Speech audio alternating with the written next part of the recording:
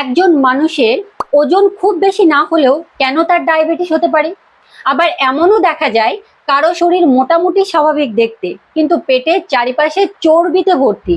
আর সেই মানুষটির insulin resistance, fatty liver, high triglyceride বা টিজি, টাইপ 2 ডায়াবেটিসের ঝুঁকি খুবই বেড়ে যেতে পারে। কিন্তু প্রশ্ন হলো, পেটের চর্বির সঙ্গে রক্তের সুগারের সম্পর্কটা কি? চর্বি তো পেটের বাইরে জমে আছে, তাই তো? তাহলে সেটা কিভাবে প্যানক্রিয়াস, লিভার আর মাসেলের ইনসুলিনের উপর প্রভাব ফেলছে? আর সবচেয়ে আশ্চর্যের বিষয়, আমাদের শরীরের সব চর্বি একরকম নয়। কিছু ফ্যাট অনেকটা শরীরের নিরাপদ স্টোরেজ ট্যাঙ্কের মতো কাজ করতে পারে, কিন্তু কিছু ফ্যাট এমন জায়গায় জমতে শুরু করলে সেটা শুধু শরীরের শেপ বদলায় না, শরীরের মেটাবলিজমও বদলাতে পারে। আজ আমরা সেই লুকিয়ে থাকা ফ্যাটের কথা বলবো বা আলোচনা করব। তার নাম হলো ভিসেরাল ফ্যাট। আর আমি আপনাকে কথা দিচ্ছি, ভিডিও শেষে আমি আপনাকে দেখাবো কিভাবে অতিরিক্ত ভিসেরাল ফ্যাট থেকে ইনসুলিন রেজিস্ট্যান্সের একটা চেইন রিয়াকশন তৈরি হতে পারে। প্রথমে বুঝি শরীরে চর্বি থাকে কোথায়। আমরা সাধারণত ফ্যাট বললেই কি বুঝি? পেটের চামড়ার নিচে জমে থাকা নরম চর্বি, এটাকে বলা হয় সাবকিউটেনাস ফ্যাট। অর্থাৎ স্কিনের নিচে, অর্থাৎ এই যে স্কিন, তার নিচে জমা হয়, সেটা হলো সাবকিউটেনাস ফ্যাট, অর্থাৎ চামড়ার নিচে জমা থাকা। আপনি যখন আপনার পেটের চর্বিটাকে ধরেন, ঠিক আছে, সেই ধরার পর যে চর্বিটা আপনার হাতে আসে সেটা আসলে সাবকিউটেনাস ফ্যাটের অংশ। কিন্তু এর নিচে আরো একটা গুরুত্বপূর্ণ জায়গা রয়েছে আমাদের পেটের ভিতরে। আমাদের পেটের ভেতর অন্ত্র, লিভার, প্যানক্রিয়াসের চারিপাশে বিভিন্ন অঙ্গের আশেপাশে যে ফ্যাট থাকে তার একটা অংশ হলো ভিসেরাল অ্যাডিপোস টিস্যু। সহজ ভাষায়, চামড়ার নিচে ফ্যাট আর পেটের ভিতরে এক জমে থাকা ফ্যাট এক জিনিস নয়। আর এখানেই আজকের গল্পের আসল টুইস্ট। আমি আপনাদেরকে গল্পের ছলে বোঝানোর চেষ্টা করছি। ভিসেরাল ফ্যাট মেটাবলিক দিক থেকে অনেক বেশি অ্যাক্টিভ। এটা শুধু একটা প্যাসিভ স্টোরেজ ব্যাগ নয়, এটা নানা ধরনের হরমোনস, অ্যাডিপোকাইনস এবং ইনফ্লেমেটরি সিগন্যালসের সঙ্গে যুক্ত। গবেষণায় ভিসেরাল অ্যাডিপোস টিস্যুর সঙ্গে ইনসুলিন রেজিস্ট্যান্স ও টাইপ 2 ডায়াবেটিসের সাথে শক্ত সম্পর্ক পাওয়া গেছে। কিন্তু ফ্যাট আসলে শরীরের শত্রু নয়। এখানেই একটা ভুল ধারণা ভাঙা খুব জরুরি। ফ্যাট নিজে খারাপ নয়, আমাদের শরীরের ফ্যাট দরকার, কিন্তু কতটা দরকার, কেন দরকার, কি কারণে দরকার, এটা জানা অবশ্যই দরকার। এনার্জি স্টোর করে ফ্যাট, শরীরকে প্রয়োজনের সময়ে এনার্জি দিতে সাহায্য করে। বিভিন্ন হরমোন ও সিগন্যালিং মলিকিউলের মেটাবলিজমের সঙ্গেও যুক্ত এবং শরীরকে এনার্জি সারপ্লাস সামলাতেও সাহায্য করে। অর্থাৎ আপনি খাবার থেকে যত এনার্জি পাচ্ছেন তার সবটা যদি সেই মুহূর্তেই প্রয়োজন না হয়, শরীর অতিরিক্ত এনার্জি স্টোর করবে। এটাই স্বাভাবিক। সমস্যা তখন শুরু হতে পারে যখন দীর্ঘদিন ধরে এনার্জি ইনটেকের থেকে এনার্জি এক্সপেন্ডিচার হতে থাকে। অর্থাৎ শরীর যতটা এনার্জি ব্যবহার করছে তার চেয়ে বেশি এনার্জি বারবার আসছে, মানে আমরা দিচ্ছি শরীরের ভিতর, তখন ফ্যাট সেল বা অ্যাডিপোসাইটস বড় হতে থাকে। আর এখান থেকেই শুরু হয় আমাদের গল্পের দ্বিতীয় অধ্যায়, অর্থাৎ সেকেন্ড ইনিংস। ফ্যাট সেল যখন বড় হতে থাকে, ভাবুন আপনার শরীরের ফ্যাট সেল হলো একটা ছোট স্টোরেজ রুম, একটা ছোট্ট স্টোরেজ রুম, ঠিক আছে? স্বাভাবিক অবস্থায় সে বলছে ঠিক আছে, আমি কিন্তু এক্সট্রা এনার্জি রাখছি।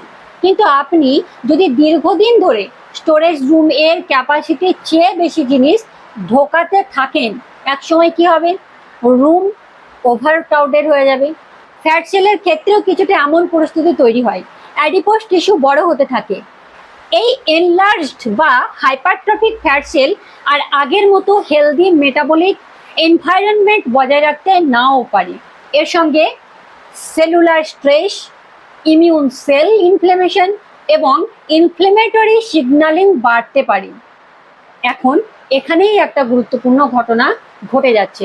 ফ্যাট সেল শুধু ফ্যাট জমিয়ে রাখছে না, সে শরীরের কেমিক্যাল এনভায়রনমেন্টের সিগন্যাল পাঠাচ্ছে এবং এই সিগন্যালের কিছু ইনসুলিন সেন্সিটিভিটির উপরও প্রভাব ফেলতে পারে। এখন আসছে আসল রহস্য, ইনফ্লেমেশন। আপনি ইনফ্লেমেশন শুনলেই হয়তো ভাবেন জ্বর হয়েছে, কোনো জায়গা ফুলে গেছে, ব্যথা হচ্ছে। কিন্তু মেটাবলিক ডিজিজের ক্ষেত্রে সব ইনফ্লামেশন এতটা অবভিয়াস নয়। ভিসেরাল অ্যাডিপোজ টিস্যুতে ক্রনিক লো গ্রেড ইনফ্লামেশন তৈরি হতে পারে। এখানে ম্যাক্রোফেজের মতো ইমিউন সেলের ভূমিকা থাকতে পারে। এই ইমিউন সেলস এবং ডিসফাংশনাল অ্যাডিপোজ টিস্যু থেকে বিভিন্ন ইনফ্লেমেটরি মেডিয়েটর বের হতে পারে, যেমন টিএনএফ আলফা, IL-6 এবং অন্যান্য সিগন্যালিং মলিকিউলস। এগুলো শরীরে ইনসুলিন সিগন্যালের পাথওয়েকে ইন্টারফেয়ার করতে পারে। অর্থাৎ পেটের ভেতরের fat inflammatory environment insulin signalling এর সমস্যা। এখন প্রশ্ন, এই ইনসুলিন সিগন্যালিং এর সমস্যা মানেটা কি? মানেটা তো বোঝা দরকার। সেটা বুঝতে হলে আমাদের একটা মাসল সেলের ভিতরে যেতে হবে। ইনসুলিন কিভাবে গ্লুকোজকে মাসেলের ভিতরে ঢোকায়, ঠিক আছে? এবার বুঝুন। ধরুন আপনি ভাত খেলেন, ভাতের কার্বোহাইড্রেট ডাইজেশনের পরে গ্লুকোজ তৈরি করছে, গ্লুকোজ রক্তে গেল, ব্লাড গ্লুকোজ বাড়লো, প্যানক্রিয়াস সেটা ডিটেক্ট করে, ইনসুলিন রিলিজ করলো, ঠিক আছে? ডিটেক্ট করার পর ইনসুলিন রিলিজ করলো। এখন ইনসুলিন হলো অনেকটা চাবি বা বার্তা বহনকারী বা মেসেঞ্জার, ঠিক আছে? ইনসুলিন মাসল সেলের রিসেপ্টরের সঙ্গে বাইন্ড করে, তারপর সেলের ভিতরে সিগন্যালিং পাথওয়ে অ্যাক্টিভ করে। এর ফলে গ্লুট4 কন্টেনিং ভেসিকল সেল মেমব্রেনের দিকে আসে এবং গ্লুট4 ট্রান্সপোর্টার মেমব্রেনে পৌঁছে যায়। তারপর গ্লুকোজ মাসল সেলের মধ্যে ঢুকতে পারে। সহজ করে বললে ইনসুলিন, তারপর ইনসুলিন সিগন্যাল, তারপরে গ্লুট4 মেমব্রেনে আসে, তারপর গ্লুকোজ সেলের ভিতরে ঢোকে। এটাই হেলদি ইনসুলিন অ্যাকশনের একটি গুরুত্বপূর্ণ অংশ। এবার যদি ইনসুলিন রেজিস্ট্যান্স হয়, এখন ধরুন ইনসুলিন আছে, প্যানক্রিয়াস ইনসুলিন তৈরি করছে, কিন্তু সেল সেই ইনসুলিনের সিগনালে আগের মতো রেসপন্ড করছে না বা সাড়া দিচ্ছে না। এটা সহজ ভাষায় ইনসুলিন রেজিস্ট্যান্স, অর্থাৎ ইনসুলিনের উপস্থিতি আছে কিন্তু তার বায়োলজিক্যাল ইফেক্ট কমে গেছে। তখন মাসল সেল গ্লুকোজ আপটেক কম কার্যকরভাবে করতে পারে, ফলে ব্লাড গ্লুকোজ বেশি সময় ধরে এলিভেটেড থাকতে পারে। প্যানক্রিয়াস তখন কি করতে পারে? আরও ইনসুলিন তৈরি করে কম্পেনসেট করার চেষ্টা করতে পারে। ফলে একটা সময় দেখা যেতে পারে insulin resistance plus high insulin level, অর্থাৎ হাইপার ইনসুলিনেমিয়া। বারবার বুঝিয়েছি, আগের ভিডিওতে অনেকবার বলেছি হাইপার ইনসুলিনেমিয়া কি। কিন্তু যদি আন্ডারলাইং ইনসুলিন রেজিস্ট্যান্স দীর্ঘদিন চলতে থাকে এবং প্যানক্রিয়াটিক বিটা সেল কম্পেনসেশনের যথেষ্ট না হয়, তখন ব্লাড গ্লুকোজ বাড়তে থাকে, আর সেখান থেকে টাইপ 2 ডায়াবেটিসের দিকে অগ্রসর হওয়ার পথ তৈরি হয়। কিন্তু ভিসেরাল ফ্যাটের আরেকটি গুরুত্বপূর্ণ বিষয় আছে। এটা এমন জায়গায় থাকে যেখান থেকে ফ্যাটি অ্যাসিডের ফ্লাক্স লিভারের দিকে যেতে পারে। বিশেষ করে ভিসেরাল অ্যাডিপোজ টিস্যুয়ের ড্রেইনেজ পোর্টাল সার্কুলেশনের সঙ্গে যুক্ত। ফলে অতিরিক্ত ভিসেরাল ফ্যাটের মেটাবলিক ডিসফাংশন লিভারে ফ্রি ফ্যাটি অ্যাসিড ডেলিভারি বাড়াতে পারে। এখন লিভারকে একটি ফ্যাক্টরি ভাবুন। লিভার শরীরের গ্লুকোজ এবং ফ্যাট মেটাবলিজমের অন্যতম প্রধান নিয়ন্ত্রক। কিন্তু যদি লিভারের মধ্যে অতিরিক্ত লিপিড জমতে শুরু করে, তাহলে কি হবে? তখন লিভারের ইনসুলিন রেসপন্স খারাপ হতে পারে, অর্থাৎ visceral fat, fatty acid flux, তারপরে হেপাটিক ইনসুলিন রেজিস্ট্যান্স, এবং লিভার তখন ইনসুলিনের সিগন্যাল যথাযথভাবে ফলো করতে না পারলে গ্লুকোজ প্রোডাকশন অ্যাপ্রোপ্রিয়েটলি সাপ্রেস নাও হতে পারে। ফলে ব্লাড গ্লুকোজ কন্ট্রোল আরো কঠিন হয়ে যায়। এখানে একটা শব্দ মনে রাখবেন, অ্যাক্টোপিক ফ্যাট। এর মানে কি? যে ফ্যাট এমন টিস্যু বা অর্গানে জমছে যেখানে অতিরিক্ত ফ্যাট স্টোরেজ স্বাভাবিক নয়, যেমন ধরুন লিভার, স্কেলিটাল মাসল এবং অন্যান্য টিস্যু। গবেষণায় অ্যাক্টোপিক ফ্যাট অ্যাকুমুলেশন এর সঙ্গে ইনসুলিন রেজিস্ট্যান্সের সঙ্গে সম্পর্ক পাওয়া গেছে। এখন পুরো ছবিটা একবার দেখুন। আপনি ভাবছেন আমার পেটের চর্বি শুধু বাইরে আছে, কিন্তু মেটাবলিক ডিসফাংশনের ক্ষেত্রে গল্পটা আরো অনেক বড় হতে পারে। ভিসেরাল ফ্যাট ডিসফাংশন, তারপরে ইনফ্লেমেটরি সিগন্যালিং, তারপরে কি হচ্ছে? ফ্রি ফ্যাটি অ্যাসিড রিলিজ, তারপরে কি হচ্ছে? লিভার ও মাসেলে অ্যাক্টোপিক লিপিড অ্যাকুমুলেশন, তারপরে কি হচ্ছে? ইনসুলিন সিগন্যালিং ইম্পেয়ারমেন্ট, তারপরে ইনসুলিন রেজিস্ট্যান্স, তারপরে হচ্ছে ব্লাড গ্লুকোজ কন্ট্রোল খারাপ, তারপরে হচ্ছে টাইপ 2 ডায়াবেটিসের সঙ্গে ঝুঁকি বৃদ্ধি। এটাই আজকের ভিডিওর মূল রহস্য বা মূল টপিক। ঠিক আছে, কিন্তু একটি গুরুত্বপূর্ণ কথা, শুধু ওজন দেখে সিদ্ধান্ত নেওয়া যাবে না। এখানে আমি একটি খুব গুরুত্বপূর্ণ কথা বলতে চাই। আপনার বিএমআই বা বডি ওয়েট নর্মাল হলেই যে মেটাবলিক রিস্ক একেবারেই নেই এমন নয়। আবার শরীরের কিছুটা এক্সট্রা ফ্যাট থাকলেই যে আপনার ডায়াবেটিস হবেই এটাও ঠিক নয়। মানুষের ফ্যাট ডিস্ট্রিবিউশন আলাদা। কেউ বেশি ফ্যাট সাবকিউটেনাস কম্পার্টমেন্টে স্টোর করতে পারে, কেউ বেশি ভিসেরাল বা অ্যাক্টোপিক ফ্যাট অ্যাকুমুলেট করতে পারে। Genetics, age, sex, ethnicity, diet, physical activity এবং অন্যান্য মেটাবলিক ফ্যাক্টরসও সবকিছু এখানে ভূমিকা রাখে।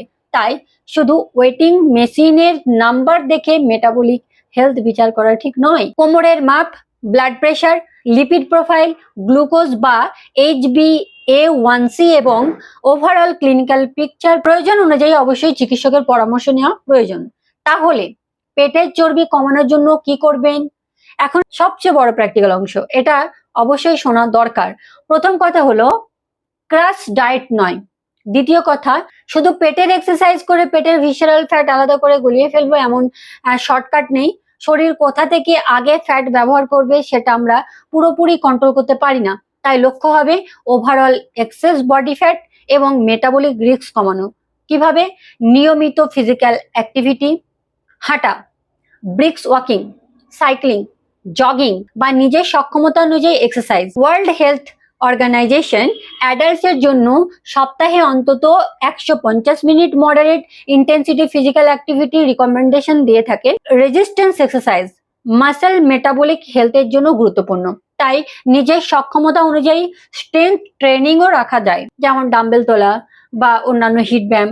খাবারের কোয়ালিটি, শুধু কম খাওয়া নয়, সবজি, ডাল, হোল বা মিনিমালি প্রসেস ফুড, পর্যাপ্ত প্রোটিন এবং অ্যাপ্রোপ্রিয়েট প্রোটিন এসবের দিকে নজর দেওয়া দরকার। অতিরিক্ত sugary drinks, ultra process food এবং এক্সেসিভ ক্যালোরিজ ইনটেকও গুরুত্বপূর্ণ ভূমিকা রাখে। পর্যাপ্ত ঘুম অবশ্যই, সবসময় বলে আসি, লাইফস্টাইলের একটি গুরুত্বপূর্ণ অংশ। তারপরে স্মোকিং অবশ্যই এড়িয়ে চলতে হবে।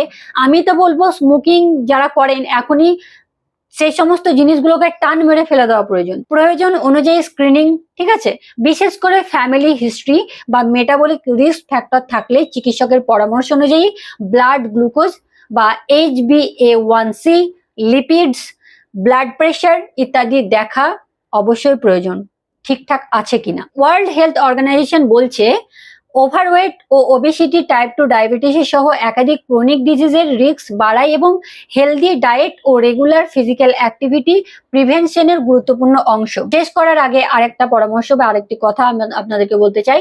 আমি আপনাকে একটি প্রশ্ন করি, আপনি যদি আয়নার সামনে দাঁড়িয়ে নিজের পেটের দিকে তাকান, আপনি কি শুধু অ্যাপিয়ারেন্স দেখছেন নাকি ভাবছেন আমার মেটাবলিক হেলথ কেমন? কারণ পেটের মেদ শুধুমাত্র দেখতে কেমন লাগছে তার উপর প্রশ্ন নয়, বিশেষ করে এক্সেস ভিসেরাল ফ্যাট থাকলে সেটা মেটাবলিক রিস্কের একটি মার্কার হতে পারে। আর সবচেয়ে গুরুত্বপূর্ণ, আপনাকে ভয় পাওয়ার দরকার নেই, কারণ রিস্ক ফ্যাক্টর জানা মানে আপনার হাতে অ্যাকশন নেওয়ার সুযোগ রয়েছে। আর তার জন্য আমি এখানে আছি, হাবিবা এখানে আছে, HK লাইফস্টাইল আপনাদের সাথে আছে। শেষে আমরা একটা শর্টকাট দেখবো, এক্সেস এনার্জি, ফ্যাট অ্যাকুমুলেশন, তারপরে ভিসেরাল অ্যাডিপোজ ডিসফাংশন, তারপরে inflammation plus abnormal fatty acid release, তারপরে কি হচ্ছে লিভার বা মাসেল ইনসুলিন রেজিস্ট্যান্স হচ্ছে, তারপরে ব্লাড গ্লুকোজ কন্ট্রোলের সমস্যা হচ্ছে, তারপরে টাইপ 2 ডায়াবেটিসের ঝুঁকি বাড়ছে। তবে মনে রাখবেন, এটা কোনো একদিনের ঘটনা নয়, এটা সাধারণত দীর্ঘ সময় ধরে তৈরি হওয়া মেটাবলিক প্রসেস, তাই প্রিভেনশনের সুযোগও আছে। সো আজ থেকে নিজের শরীরকে শুধু ওজনের মেশিন দিয়ে বিচার করবেন না, নিজেকে জিজ্ঞাসা করুন আমি কতটা অ্যাক্টিভ, আমার কোমরের চারপাশে ফ্যাট কি বাড়ছে, আমার খাবারের কোয়ালিটি কেমন, আমি পর্যাপ্ত ঘুমাচ্ছি কি, আমার ফ্যামিলি হিস্ট্রি আছে কি, আমার ব্লাড সুগার, ব্লাড প্রেশার, তারপরে ট্রাইগ্লিসারাইড বা কোলেস্ট্রল কেমন। কারণ ডায়াবেটিস হওয়ার পরে শুধু সুগার কমানোর চেষ্টা নয়, ডায়াবেটিস হওয়ার আগেই মেটাবলিক হেলথের যত্ন নেওয়া সবচেয়ে বুদ্ধিমানের কাজ। আর মনে রাখবেন, পেটের চর্বি শুধু শরীরের বাইরে দেখা যায় না, এর প্রভাব শরীরের ভিতরে মেটাবলিজমের উপরেও পড়তে পারে। আমি চাই এই ভিডিওটা দেখার পর আপনি ভয় না পেয়ে সচেতন হন, নিজের শরীরকে বুঝুন, প্রয়োজনে পরীক্ষা করুন এবং প্রয়োজন হলে চিকিৎসকের পরামর্শ অবশ্যই গ্রহণ করুন। ভালো থাকুন, সুস্থ থাকুন এবং ইনসুলিন রেজিস্ট্যান্স ফ্রি থাকুন। যাদের মেদ আছে অবশ্যই মেদ কমানোর পদক্ষেপ নিন। এইচকে লাইফস্টাইল আপনাদের সুস্থতা কামনা করে আজকের ভিডিওটি শেষ করছে। Thank you so much.